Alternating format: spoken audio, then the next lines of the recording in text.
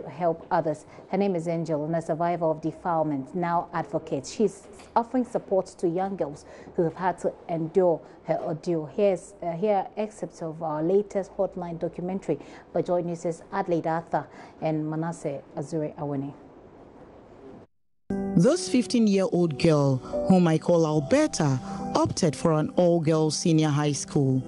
She made this choice because she grew up detesting boys and men. Alberta was defiled when she was only 6, an experience that left the little girl frightened and traumatized. That day I closed from school and Mommy had created a library for us in one of the rooms in the house. So I was in the library taking a book when my sisters were in the porch. So as I was taking a book to read, he came inside the room. And Mommy had told us that if we are somewhere and a man comes there, and when we are alone, we should get out of the place. So I was trying to get out of the room when he pushed me on the bed when it happened.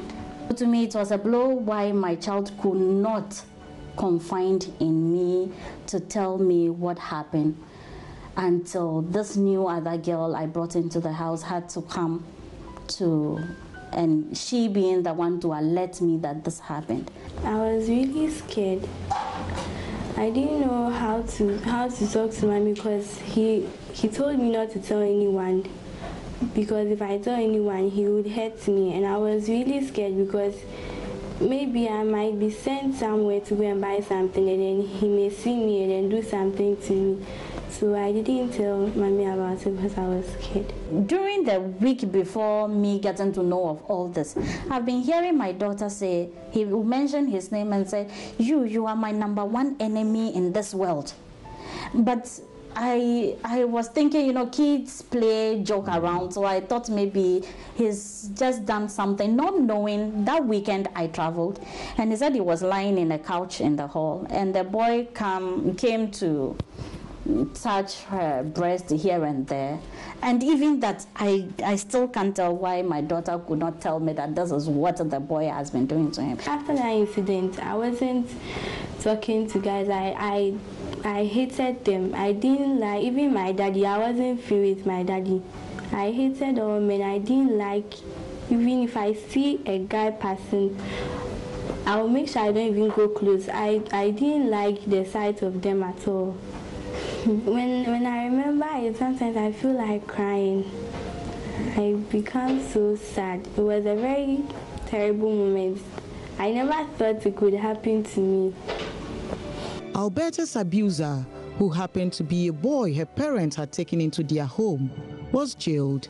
The mom refused to yield to pressures from family and friends to drop the case. The incident, according to her, played a key role in divorcing Alberta's dad. But Alberta turned out to be bold, speaking out about her ordeal in an attempt to prevent it from happening to other girls. Before I wasn't, but now I'm free to discuss with people. If you tell me maybe it has happened to you, I will also talk to you about mine and advise you not to do what I did by keeping it in me. I'll advise you to tell your parents about it so they'll follow up and then arrest you. Actually, I didn't like talking about it. So when Mommy started talking about it and I realized I was not the only one who it had happened to, it had happened to so many people. So I felt like, okay, it has happened to people, so I'll take it as it's normal, it happens. I'm not the only one. So I just decided to take it home. We have a school, my daughter is in the school, the boy also was a driver in the school. So definitely people will be asking, where is he? That because all the time he's been with the police, where is he? Rumors will be going around. I don't know how my daughter will be feeling uncomfortable and could not concentrate on her studies. So I decided to take her round to talk to other girls for them to know what has happened, so nobody will have the chance to gossip about her, so she can also move freely among her peers. I started from P1 to J3 as at that time. And in P1 class, surprisingly, I had about 6 girls in that class who was defiled. Ghana, according to Adolphe Bekwe, cannot have its girls abused and abandoned. Pedophiles are awash in our country. We don't even know. They are awash everywhere. You know, the coastal area. Boys are defiled left, right, and center. There is so much stigma that they can't even come out. Department of Children under the Ministry for Gender, I mean, what is happening to them? They are even completely out. A lot is not being done about children in this country. It is sad that we don't go to enough distances to protect children.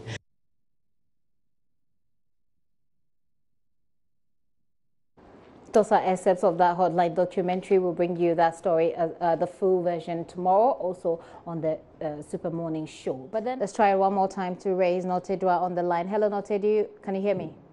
Yes, I can hear you. Can you hear me? I doubt that he can hear me. Maybe you hear me, but I can't hear you. Can you hear me? I can hear you now. It works now. Okay. I was asking how do we handle young people or children who have gone through such defilement, such abuse, so that their situation doesn't worsen as they grow up? Okay. I think a critical thing is our initial response to the actual fact of the abuse. Hello? Yes, so our initial response to the abuse itself, because many of us would want to be very hysterical. Sometimes children are not believed when these things come up. So the initial response from parents and caregivers is also critical in making sure that we minimize the damage. If you say initial reaction, what exactly should they do? What should they not do? Well, a rule of thumb is that children will rarely lie to get into trouble. Children will tend to lie to get out of trouble. So anytime a child alleges that something has gone wrong or we detect something like that, our first response should be supportive of the child's disclosure and make sure that they are able to comfortably tell us what they experience, irrespective of their age. Very often this response can be damaging if it is negative and hostile to the child who has been already violated. So that's the first step. What for instance, I mean, if you could make it a bit more practical, if I have a young girl in the house, a little girl in the house who gives me the impression that she's been abused one way or the other, or she's been raped, or, you know, any of such things, what should be my first reaction? What should I say? What should I not say? What should I do? Your first response is to be able to reassure this child that they've done nothing wrong, and they've done the right thing in telling you, even if their account of it doesn't seem to sound credible to you. Ours is to shelter the child and make sure that they can tell us what it is they are feeling, what it is they are experiencing.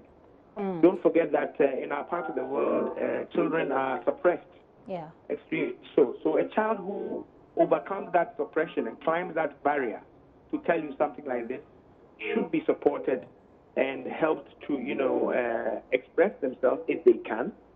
And then we can look at the next steps to getting support and care for them. That response is very critical. Right. The next step sometimes involves them having to come closer to the people who abuse them. How well can that be handled? Again, depending on the situation. I think this is coming on the heels of a documentary that explores the range of reactions of children who have been abused by somebody known to them. In this scenario, the person has groomed them and has also threatened them should they disclose. So our responses should be protective and should also help the child confirm that they are first and foremost safe in what they are saying about an adult, known or unknown. And therefore, that would go a great length in trying to, in a sense, minimize the negative reaction. A child must feel safe in telling you. I mean, just telling you, Mommy, somebody touched me, or Uncle Joe did this. You know, it's a big deal for a child. It's a big deal.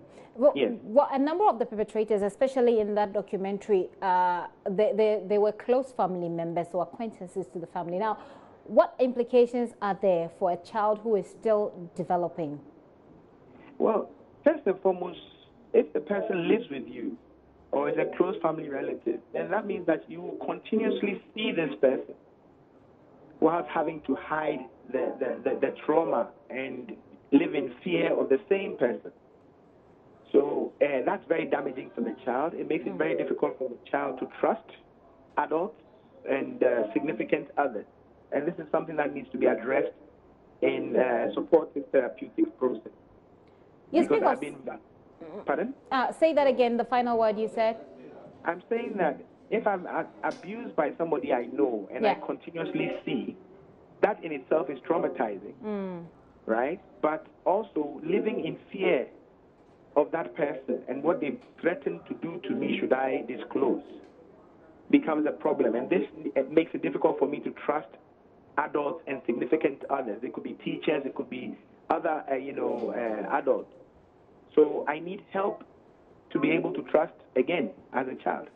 How does that help? How can people who take care of these people, how can their guardians, how can their parents or parents of such victims bring the help that you talk about? What should they do? I've underscored that in my initial submission. Be supportive, be approachable, and more importantly, assure the child that he or she did nothing wrong. Even if they ignorantly went to the person's room, or they ran an errand, or collected or received a gift, it is essential, critical, that the child is not made to feel as if they have done nothing wrong. They've done something wrong, right?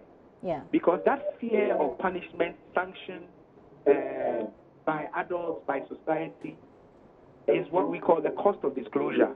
And don't forget that it's such a shameful act that adults would tend to want to suppress it or even hide it, even when they get to know.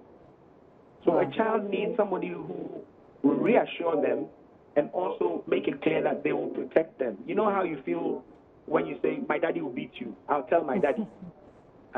So you have a certain automatic faith and trust in adults and their capacity to protect you. This has been traumatically violated, and the first responders need to make sure that they are helping the child. Now, beyond that, we need steps that now seek to address this in ways that don't further damage the child. So even as the media, for example, the way we report it, the way we cover it, the way family members talk about it, all of these things must be done with the best interest of the child.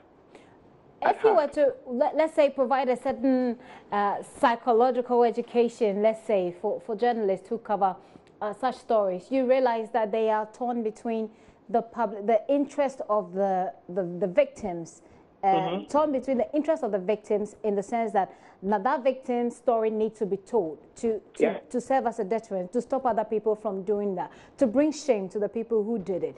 But then we also have to protect them. If you were to provide some sort of psychological, let's say, guidance to journalists who cover these stories, what would you say? First and foremost, we have a Children's Act. It'd be good to be conversant with that. But what we're doing must seek the best interest of the child. Whilst you want to publicize the story and use it to serve as a deterrent and also raise all the issues, you must be mindful. Sometimes the details, sometimes a journalist might go to a school and ask specific questions with specific names. And all of these can be damaging. So in other parts of the world, there's specific training given to police, social workers, teachers, journalists in handling what we call vulnerable victims or vulnerable witnesses, such as not to damage them further. We call it system-induced trauma. So the perpetrator has traumatized you, but the system itself, in the very way it seeks to get you justice, can also further traumatize you. And for children specifically, we need to be very mindful of this, even in the way we ask them questions. Right. Well, we'll say a big thanks to you this afternoon for joining us and giving us that information. Notedwa is a clinical psychologist with the University of Ghana, and he's been speaking about the psychological implications for children who are defiled. It's a sad story.